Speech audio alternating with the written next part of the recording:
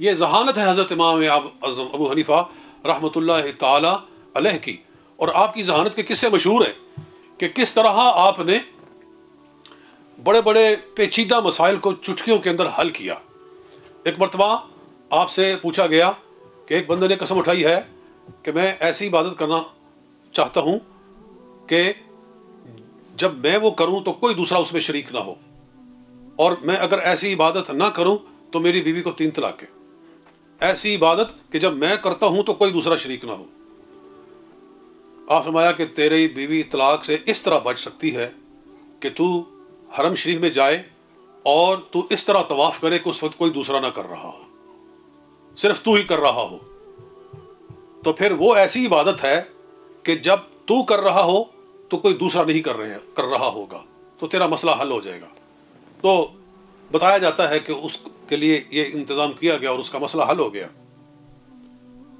آپ کے بارے میں شکایتیں کی گئی حضرت امام جعفر صادق رضی اللہ تعالیٰ عنہ کی بارگاہ میں کہ وہ قرآن کو چھوڑ دیتے ہیں ابو حنیفہ اور اپنے عقل پر عمل کرتے ہیں، جو ان کا ذہن کہتا ہے نا، اپنے قیاس پر عمل کرتے ہیں اور قرآن چھوڑ دیتے ہیں. حضرت امام جعفر صادق نے ان کو بلایا اور بلا کر ارشاد فرمایا کہ اے ابو حنیفہ، تمہارے بارے میں یہ سنا گیا ہے کہ تم اپنی قیاس کے مقابلے میں قرآن کو بھی چھوڑ دیتے ہو. آپ فرمایا استغفر اللہ العظیم، میں آپ سے ایک سوال کرتا ہوں کہ مجھے یہ بتائیے کہ مسح کہاں کرنا چاہیے؟ جو موزے پہنے ہوتے ہیں، خفے پہنے ہوتے ہیں پیروں پہ، تو نیچے کرنا چاہیے یا اوپر کرنا چاہیے مسح؟ ہمیں مسح تو اوپر کرنا چاہیے، نیچے تو نہیں کیا جاتا. ہمیں اگر میں اپنے قیاس پر عمل کرتا تو میں کہتا نیچے کرنا چاہیے، کیونکہ گندگی نیچے لگتی ہے. جب آدمی زمین پہ چلتا ہے تو گندگی تو نیچے لگتی ہے. تو مسح ہوتا ہے طہارت کے لیے، تو طہارت تو پھر نیچے ہونی چاہیے تھی. فرمایا اگر میں اپنے قیاس پر عمل کرتا تو میں کہتا کہ نیچے مسح کرو، لیکن نہیں، میں رسول پاک صلی اللہ علیہ وسلم کی سنت کے مطابق فیصلہ کرتا ہوں. میں اپنے عقل کو، اپنے قیاس کو استعمال نہیں کرتا سنت کے مقابلے میں. پھر آپ نے ایک اور سوال کیا امام جعفر صادق رضی اللہ تعالیٰ عنہ سے کہ فرمائیے کہ قوی کی مدد کرنی چاہیے یا ضعیف کی؟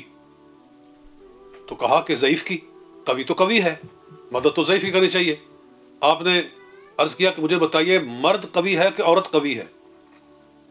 کہا کہ مرد قوی ہے، عورت ضعیف ہے. آپ نے ارشاد فرمایا اگر میں اپنے عقل کے مطابق فیصلہ کرتا تو میں یہ کہتا کہ شخص کوئی فوت ہو جائے تو بیٹا اور بیٹی چھوڑ جائے تو بیٹی کو ڈبل حصہ دیا جائے، کیونکہ وہ ضعیف ہے.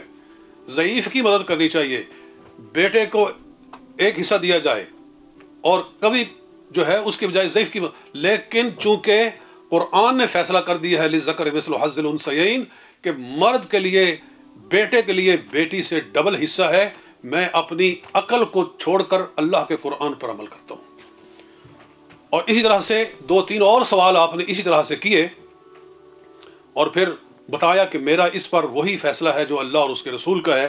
تو امام جعفر صادق رضی اللہ عنہ نے اٹھا کر آپ کو اپنے سینے سے لگا لیا اور فرمایا کہ تو نے میرا سینہ ٹھنڈا کر دیا ہے. یہ ہے حضرت امام اعظم ابو حنیفہ رحمۃ اللہ تعالی علیہ.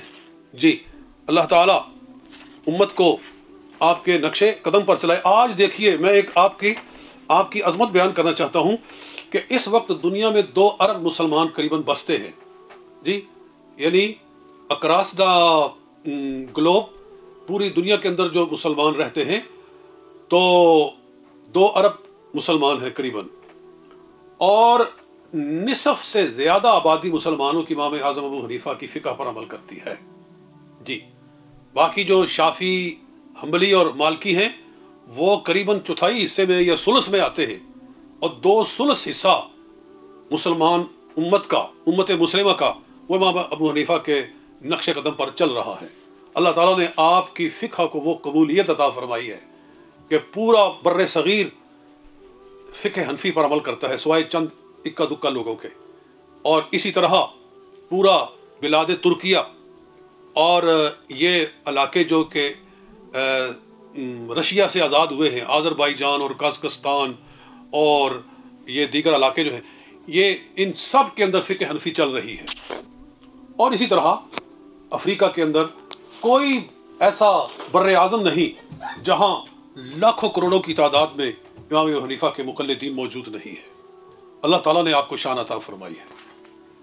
تو میں تھوڑے سے وقت میں آپ کی بارگاہ میں یہ خراج عقیدت پیش کرنا چاہتا تھا. اللہ تعالیٰ آپ کی ہمیں روز قیامت شفاعت نصیب فرمائے.